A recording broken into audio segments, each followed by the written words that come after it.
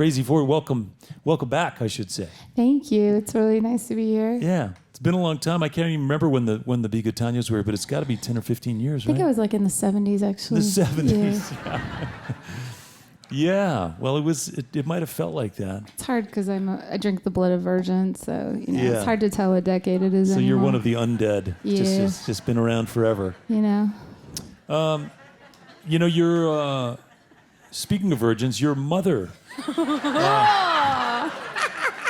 sang Are to we you. going there? No, I'm just kidding. No. Sorry.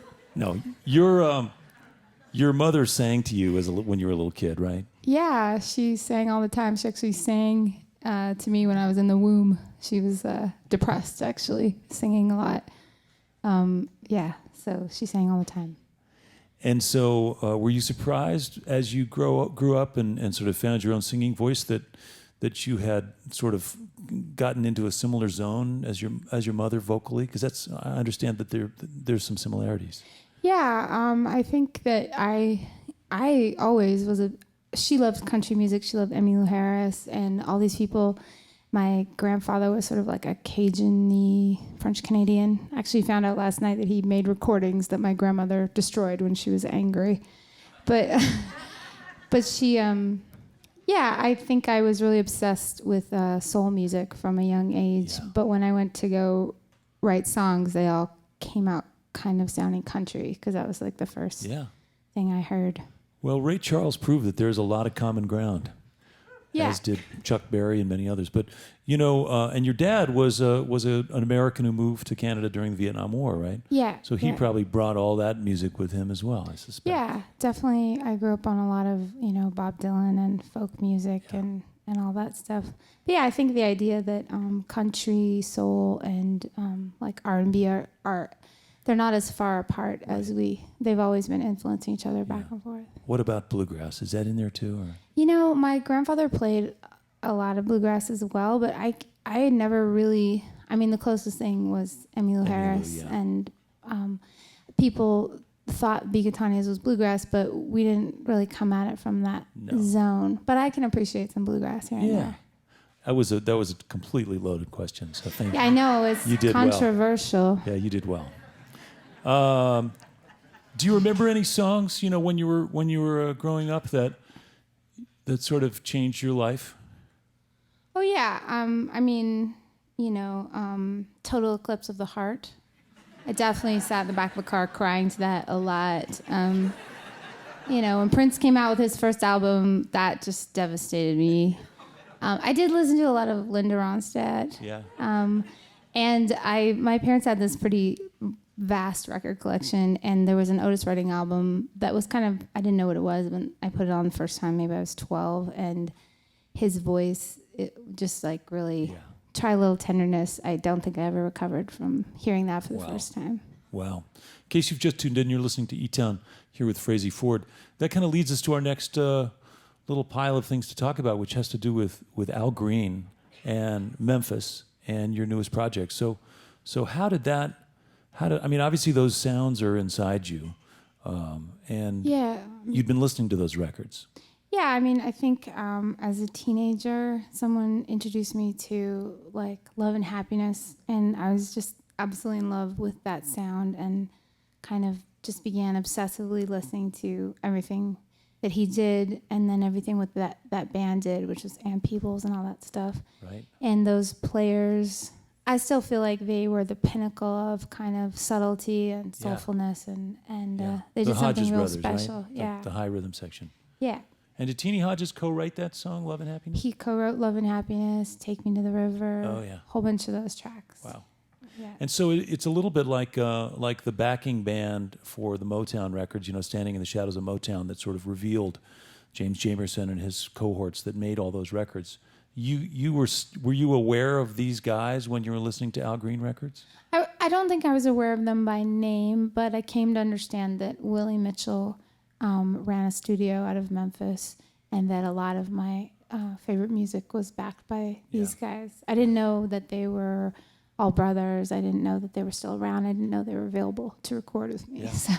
So how did you do that? Did you just look in the phone book and call them up or something? I such a bizarre coincidence. Wait, I said phone book. It doesn't exist anymore. Yeah. Yeah, sorry. Yeah. Basically, there's a writer, filmmaker named Robert Gordon who had just done a documentary about Willie Mitchell's Royal Studios, and he was in Memphis and he heard one of my songs on the radio, and we had sort of emulated a little bit of that style, and he kind of recognized it, and then he contacted me and said, "Hey, you know, these guys are around. I know them. Would you like to do a recording with them?" Yeah. So that's Wow. how it kind of came about. So, and they were they sort of like, who the heck is she, or did they take you in, or how did it work?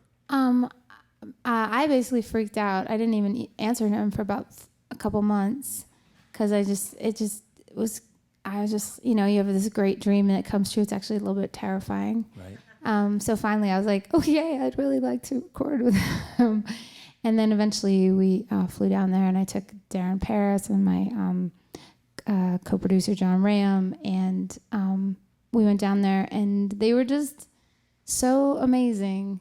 They were really kind, and they were really open, and they told us stories. And I feel like they got that we all had listened to them a lot and had a lot of respect for who they were, and they were really fascinated and curious about the project. And I feel like the commonality between what we both do is that it, you know, we're both coming to it with a lot of sort of truth and, you know, emotional honesty. And I feel like that's sort of a common ground that we worked from. It's surprising sometimes how a song can groove so hard and be so sparse. Like there's almost nothing going on in some of those songs. It's like It's just the minimum. Yeah, and the fact that they're brothers and they've been playing together for 40 years, they just kind of have this psychic, intuitive. Was Teeny still alive when you did the record? Oh yeah, Teeny was very much alive. In fact, like he called me all the time, and he basically was like, I think he thought we were dating, basically. He'd be like, "Yo," and I'd be like, "How is it you anyway?" He'd be like, "I'm gonna come visit you and all my other friends in different cities." Yeah, he was very much alive. And then we did the beginning of the recording, and then we went back like a while later, like 2 years later, finished the recording. And by that time, his emphysema was fairly advanced. Yeah. So he was on oxygen, but he still like looked really good and always came to the studio in an amazing outfit.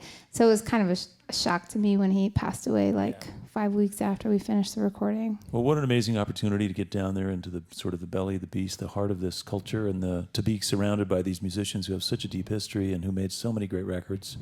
And they made another one. Yeah. Yeah. Congratulations. Last thing, you're a mom touring, being on the road. Is that working out okay? Yeah, it's challenging. I mean, I think it forces you in some ways to have a balanced life because he's a real focus. So I try to keep my tours kind of small, and he comes sometimes, but it's a tricky balance for sure. Well, as Raquel just said, you got to listen to your kids. Yeah, totally. Yeah. Totally. Well, good luck with all this stuff. Good luck with touring. Good luck with, kind of carrying this new sound around and sort of redefining who you are as a performer. It seems very natural for you, for your singing voice anyway. Thank you. Yeah, it's been awesome. Yeah. Let's get back to music. Welcome back, Frazey Ford.